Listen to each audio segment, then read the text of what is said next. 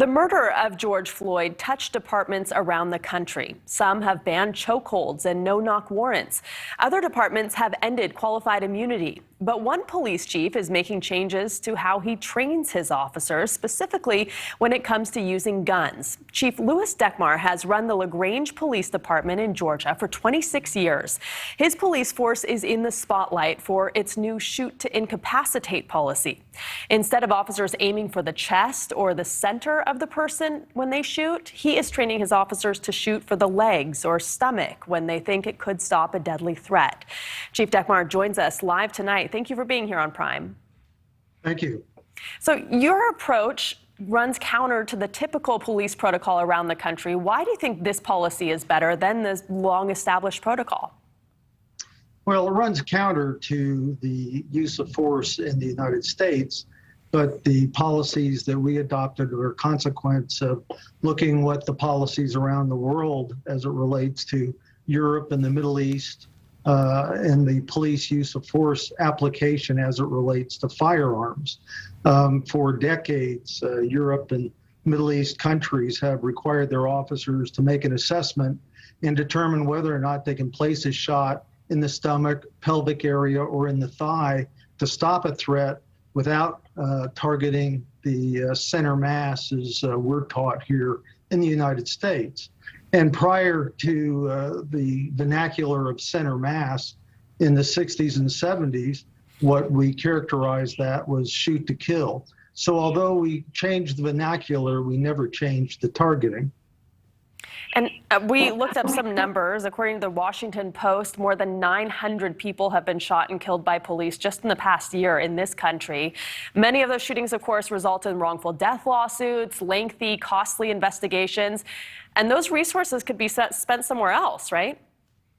Well, more important than the cost is the distrust that is a consequence of a police shooting, that when the community reviews it, they're asking themselves, when an individual is armed with a screwdriver, armed with a knife, armed with a machete, and you have the benefit of distance and time, isn't there a better way? And I think our study of European use of force applications demonstrated that there is an opportunity for a better way. When we looked at those almost 1,000 shootings you referenced, 25 to 30% of them involve something other than a firearm. And so we teach our officers that center mass is appropriate in some instances where a shooting occurs, but it's not the only or the sole targeting opportunity that an officer has. And frankly, the reception that our officers have provided when issued this training is essentially, and I'll quote one officer, which is, "Thank you for giving us the opportunity to use our judgment." Officers are very hesitant to take the life of someone. In fact, we watched dozens, if not 100 videos of officer-involved shootings, and you saw officers running backwards, you saw them running around their vehicles, you saw them backing up to where they tripped and fell, because they don't want to use force in a manner that's going to cause someone to die.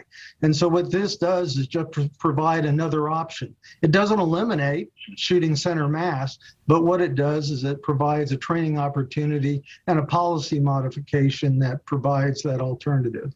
And you just mentioned that more important than the cost is the partnership and the trust within the community. Do you think that this is a step toward bridging the divide in the community and building trust?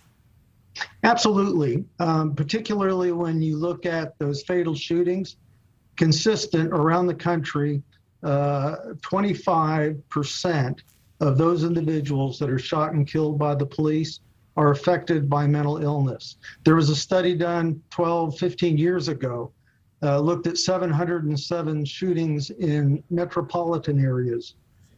36% of those were characterized as suicide by cop, somebody either affected by mental illness or someone that was emotionally disturbed.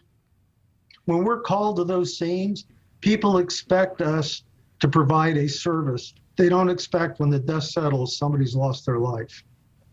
All right, Chief Dekmar, thank you so much for joining us tonight. We appreciate having you. Thank you so much for watching. Make sure to click on the red subscribe button below so you can get more of NewsNation's fact-driven, unbiased coverage.